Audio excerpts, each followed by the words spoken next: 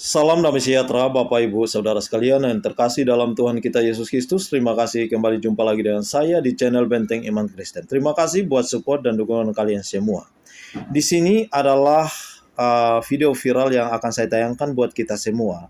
Namun sebelum kita melihat videonya teman-teman, ini ternyata sudah diangkat oleh polemikus muslim ataupun para mualaf-mualaf yang telah mengatakan ataupun sependapat dengan pendeta Erastus Sabdono yang mengatakan Yesus bukanlah Tuhan ataupun Yesus bukanlah juru selamat, tetapi Yesus adalah manusia biasa, manusia sempurna yang dihuni oleh Allah. Teman-teman sekalian, kita melihat secara ringkas pemikiran Dr. Erastus Sabdono yang sangat berbahaya bagi kekristenan yang hampir sama dengan ajaran-ajaran saksi Yahweh, di mana mereka mengatakan juru selamat hanya sebagai pelaksana keselamatan dari Allah Bapa, di mana Allah Bapa adalah juru selamat, bukan Yesus sebagai juru selamat. Nah, oleh karena itu teman-teman, saya akan mengajak kita, apakah kalian setuju dengan pernyataan Dr. Erastus Sabdono ataupun tidak? Yesus adalah 100% manusia yang taat. Itu kira-kira seperti itu teman-teman. Tak penting berbicara dia adalah 100% Allah, dan memang dia bukan Allah, tetapi Allah dalam tanda kutip. Karena memang Yesus 100% manusia yang taat, maka kita bisa meneladani atau mencontohi perbuatan ataupun apa yang dilakukan oleh Yesus Kristus. Nah, oleh karena itu teman-teman semua, sebelum kita berkomentar, mari langkah baiknya kita simak dulu video berikut ini supaya kita paham. Saudara, saya bicara sudah pelan-pelan nih, masih nggak tahu, nggak ngerti saya. Ya, juru selamat itu Allah, Yahweh, bukan Yesus sebenarnya. Gembala yang baik itu Yahweh, bukan Yesus. Terang itu Yahweh. Punya sifat manusia. Karena dia bersifat ilahi, dia mewakili Allah. Karena dia mempunyai sifat manusia, dia mewakili manusia. Yesus mewakili manusia untuk apa? Untuk mati di atas kayu salib. Yesus mempunyai sifat ilahi untuk apa? Untuk buktikan dia mengalahkan kematian dan dia bangkit pula daripada kematian. Kita bersyukur kepada Tuhan. Tidak ada juru selamat seperti ini. Tidak ada pendiri agama seperti ini. Konghucu, Muhammad, Sakyamunis, dan semua orang seperti Zoroaster, semua pendiri agama hanya satu sifat, sifat manusia. Nah, mereka adalah orang berdosa, mereka harus mati karena upah dosa adalah maut. Maka Konghucu mati, Muhammad mati, Sakyamunis mati, semua pendiri agama mati. Karena mereka sendiri orang berdosa. Mereka sendiri berdosa. Ubah dosa adalah maut. Maka mereka semua mati. Tetapi Yesus Kristus bukan saja mempunyai sifat manusia yang mungkin mati. Dia mempunyai sifat ilahi yang mungkin bangkit. Puji Tuhan, haleluya. Jika Yesus adalah Allah dan bukan manusia, dia tidak mungkin mati. Jika Yesus hanyalah manusia dan bukan Allah, tidak mungkin dia bangkit. Tapi Yesus adalah Allah yang jelma menjadi manusia, melalui kerendahan. Dia rela dihina, turun menjadi bayi. Dia rela lahir bersalut dengan daging dan darah, sehingga dibesarkan dan dibunuh di atas Golgota. Saudara-saudara, hari ini saya telah menyampaikan rahasia kristologi yang paling indah dan paling rahasia dan paling dalam. Dia mempunyai dua sifat. Sifat ilahi menyatakan maha kuasanya. Sifat manusia menyatakan kemungkinan dibunuh mati di atas salib. Itu sebab barang siapa menerima Tuhan, menerima Kristus yang mati dan berkata, makanlah dagingku, minumlah darahku, karena aku telah memberikan diri dipecahkan bagimu. Inilah tubuhku yang kupecahkan bagi engkau. Ini darahku yang aku alirkan untuk menebus dosamu. Kita bersyukur bertuhan. Hari ini barang siapa yang percaya Yesus dan mengaku dia inkarnasi dan menerima dia mati dan mengalirkan darah bagi kita, kita hari ini dengan iman buka hati menerima Tuhan ke dalam hati kita, menjadi juru selamat kita yang hidup. Dari evaluasi yang saya lakukan, ternyata memang tidak sedikit mereka yang masih bingung, walaupun saya sudah menyampaikannya, termasuk lambat, ya, tidak, kecepatannya tidak tinggi, tapi masih saja bingung, saudara. Jadi saya perlu sedikit mengulang apa yang perlu saya ulang. Tetapi yang penting dari apa yang saya ulang itu ada kebenaran yang aplikatif, artinya mendorong kita melakukan sesuatu.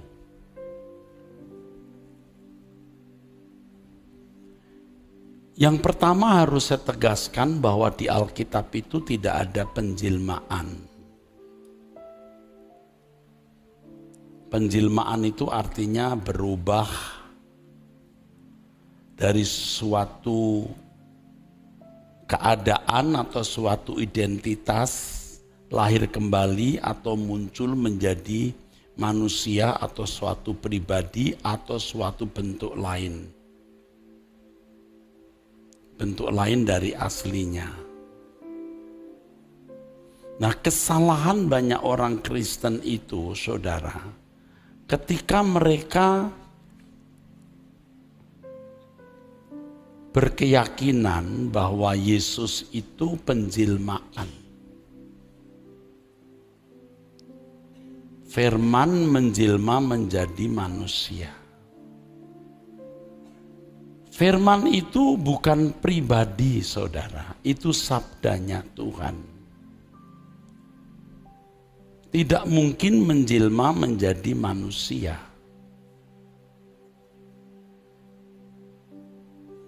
Jadi kalau di dalam Injil Yohanes nanti kita akan pelajari pada mulanya firman atau pada mulanya logos. Logos itu sebenarnya menunjuk kepada Bapa di surga. Tunggu waktunya saya akan jelaskan. Ya, sekarang belum. Banyak orang mengasumsikan bahwa Yesus penjelmaan secara mistik. Firman menjadi manusia. Ini asumsi yang dipaksakan. Kita harus mulai mengoreksi hal ini yang mungkin juga memang mengejutkan atau bisa mengguncangkan. Nurani kita harus dipertajam oleh pimpinan Roh Kudus agar kita menemukan kebenaran yang murni yang Allah wahyukan di zaman kita. Alkitab belum selesai dan tidak pernah selesai digali sampai sejarah bumi ini berakhir. Roh Kudus terus akan bekerja. Jadi kalau bicara soal penjelmaan itu dunia kafir begitu. Kalau dalam bahasa Inggrisnya pagan, dunia kafir. Kalau di pewayangan itu ada yang namanya titisan. Pernah dengar kata titisan?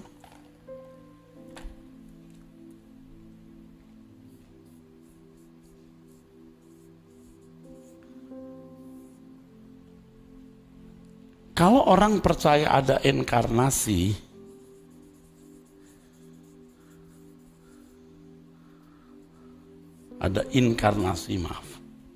ini percaya ada titisan, jadi ada orang pernah hidup, mati, lalu masuk ke dalam diri seseorang, masuk dalam diri bayi, begitu.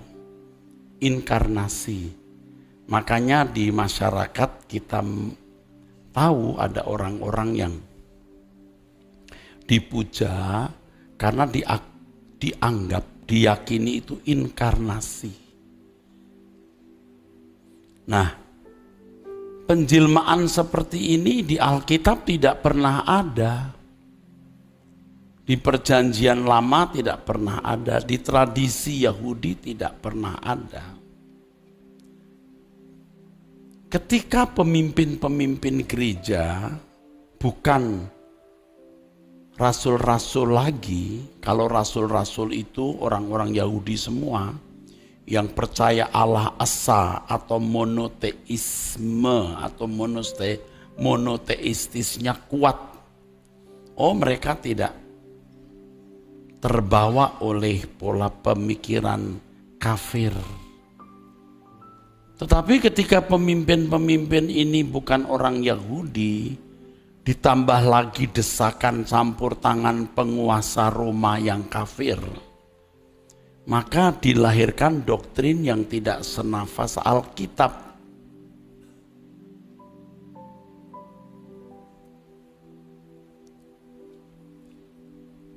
Hal ini terjadi pada konsili atau pertemuan pendeta-pendeta tahun 325 yang diprakarsai oleh Kaisar Konstantin yang waktu itu dia belum dibaptis. Bahkan menurut catatan masih berstatus imam dari agama kafir di Roma. Memprakarsai pertemuan para pemimpin gereja. Sebab Kaisar ini melihat makin kuat pengaruh Kristen dan tentara-tentaranya pun juga sebagian masuk Kristen, tetapi sementara itu terjadi perdebatan-perdebatan. Nah, secara politis itu membahayakan bagi negara. Maka Kaisar mencoba mencari titik temu. Diputuskanlah di konsili itu. Mereka percaya bahwa Yesus itu penjelmaan dari logos, dari firman. Dan itu terbangun sampai hari ini, saudara. Padahal kalau kita melihat Injil Matius, Markus, Lukas, tidak ada unsur penjelmaan ini, tidak ada. Yang ada Injil Yohanes. Itu pun bukan penjelmaan, maksud saya. Yang ada unsur yang bisa dianggap penjelmaan itu Injil Yohanes. Padahal maksud Injil Yohanes, saudara-saudara, itu bukan mau menjelaskan firman Allah menjelma jadi manusia, bukan begitu. Injil Yohanes mau menunjukkan bahwa yang bernilai tinggi itu bukan filsafat Yunani, tapi firman. Begitu, saudara. Nah, puji Tuhan seperti yang saya singgung bahwa di dalam Injil Yohanes pasal 1 itu disinggung atau muncul nama Yohanes Pembaptis. Yohanes.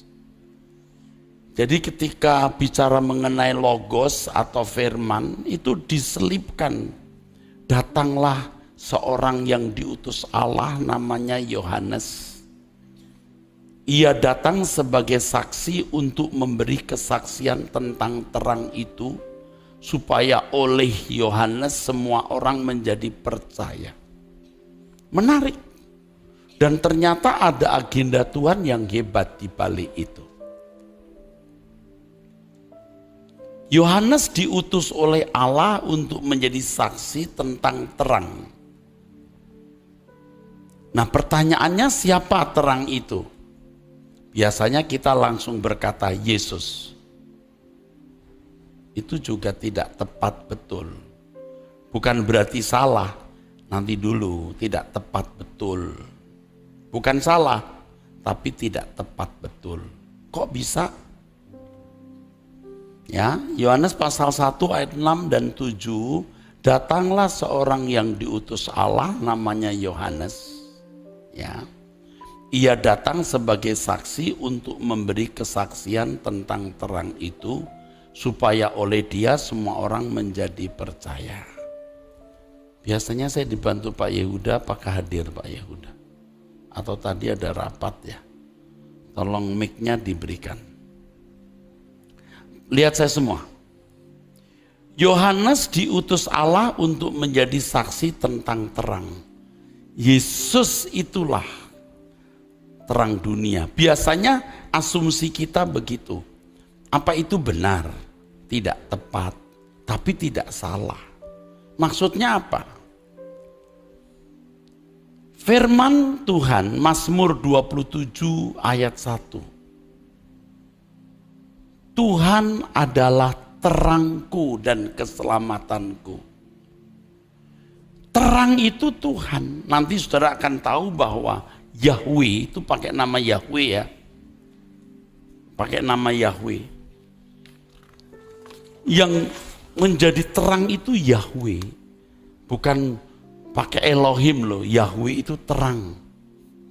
Terang dan keselamatanku. Keselamatanku.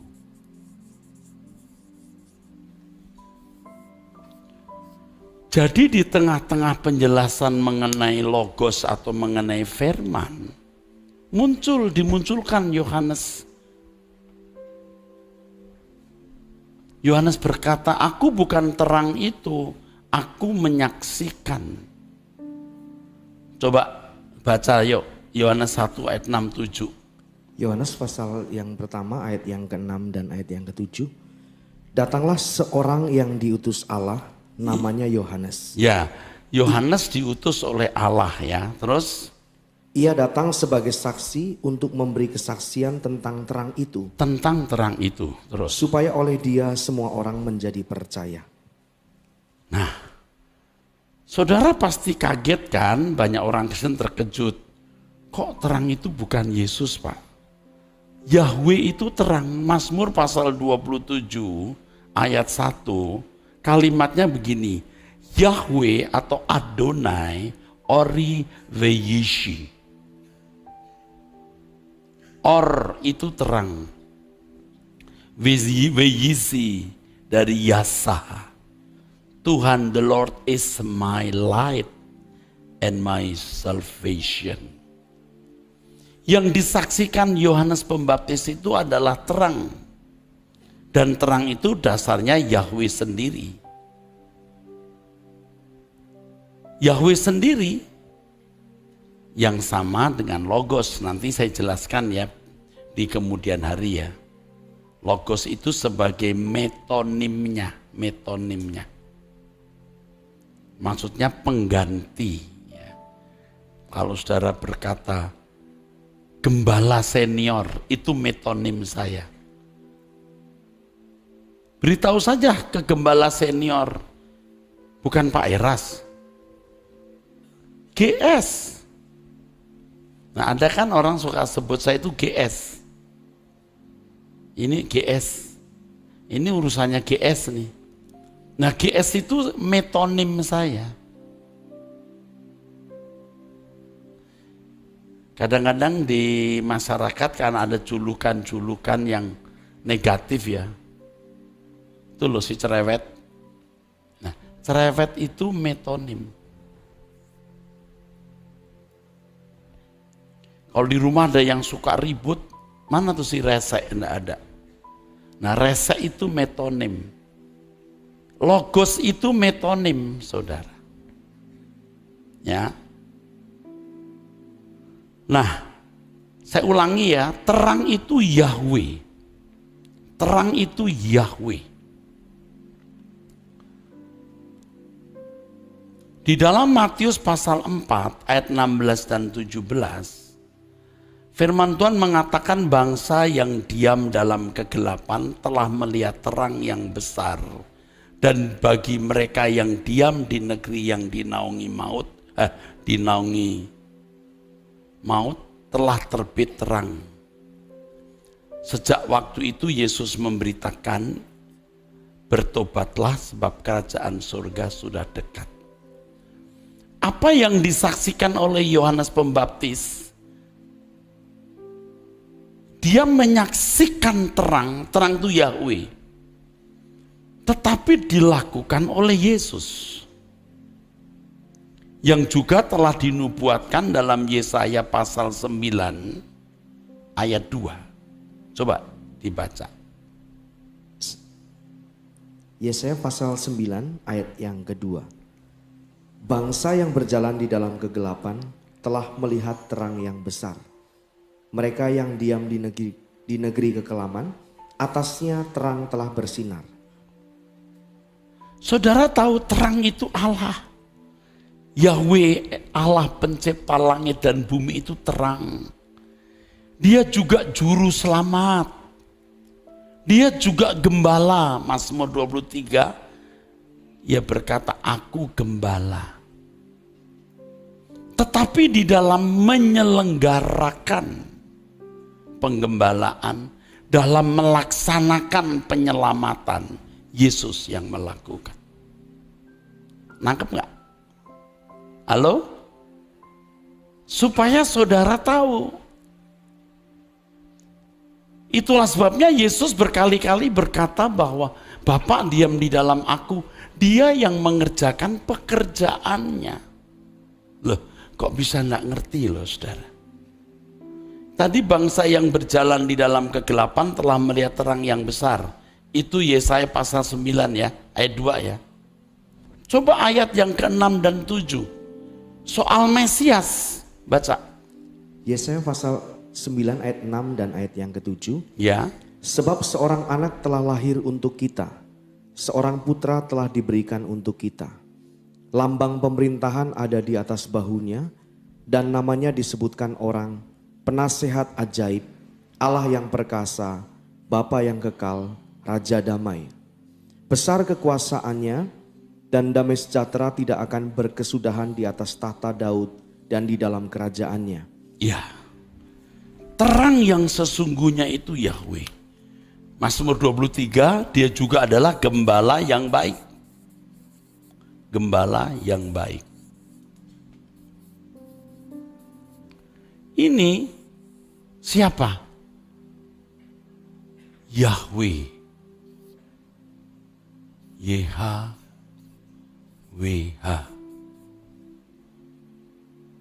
Atau dipanggil Adonai, Allah Israel, ya. Yod he wo he, hurufnya begini. Nah, pekerjaan Bapa ini dilakukan oleh Yesus.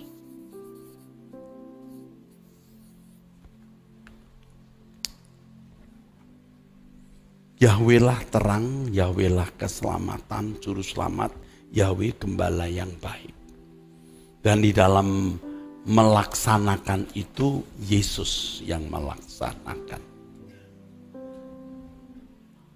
Itulah sebabnya Yesus gambar Allah yang tidak kelihatan. Nanti Yesus berkata kepada Filipus, Filipus,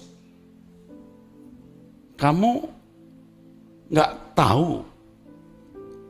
Kalau kamu lihat aku, kamu lihat Bapa. Yesus gambar Allah yang tidak kelihatan. Yang tidak kelihatan itu bukan Yesus, Allah yang tidak kelihatan. Lalu menampilkan diri dalam wajah atau diri Yesus. Kolose 1 ayat 15. Kolose pasal 1 ayat yang ke-15. Ia adalah gambar Allah yang tidak kelihatan, yang sulung, lebih utama dari segala yang diciptakan. Kenapa saya ngotot membicarakan hal ini, saudaraku? Supaya nanti saya bisa membuktikan dan saudara sudah bisa lebih welcome bahwa Logos itu sebenarnya metonim dari Allah. GS itu Pak Eras, betul? Ya. Logos itu metonim dari Allah. Nanti kita akan lihat. Jadi kalau firman itu dikenakan di dalam diri Yesus, saudara, dia menjadi sang firman atau sang logos. Tapi bukan penjelmaan logos. Sebab nanti orang percaya juga harus menjalani atau melakukan hal yang sama. Wah, itu implikasinya luar biasa. Nanti pada suatu saat saya menjelaskan hanya orang yang dipenuhi firman logos itu yang disebut anak-anak Allah. Sebab dia harus berjalan di dalam roh, bukan di dalam daging. Ibrani pasal 1 ayat yang ketiga. Kita melihat saudara, ayat-ayat ini. Ibrani 1 ayat yang ketiga, ia adalah cahaya kemuliaan Allah dan gambar wujud Allah, dan menopang segala yang ada dengan firman-Nya yang penuh kekuasaan. Dan setelah ia selesai mengadakan penyucian dosa, ia duduk di sebelah kanan yang maha besar di tempat yang tinggi. Nah, saudara, saya bicara sudah pelan-pelan nih, masih nggak tahu, nggak ngerti saya. Ya, Juru selamat itu Allah, Yahweh, bukan Yesus sebenarnya. Gembala yang baik itu Yahweh, bukan Yesus. Terang itu Yahweh, tetapi Yahweh berdiam di dalam diri Yesus dan melaksanakan pekerjaannya. Makanya Yesus orang pertama yang berkata, akulah bait Allah. Allah diam di dalam aku. Nanti kalau Yesus naik ke surga, Yesus berkata, kamu jadi rumah Bapa, rumah Allah. Seperti Bapa mengutus aku mengutus kamu. Nanti firman Allah juga harus memenuhi kita seperti memenuhi Yesus. Dia sudah lulus, bisa kok. Dia menjadi yang sulung. Lalu kita akan mengikutinya. Yohanes pasal 4 kita melihat ya, Yesus berkata, makananku melakukan kehendak Bapa dan menyelesaikan pekerjaannya. Dia hanya hidup untuk melakukan kehendak Bapa dan menyelesaikannya. Yohanes 14 kita baca ayat 9 dan 10. Yohanes pasal 14 ayat yang ke-9 dan ayat 10.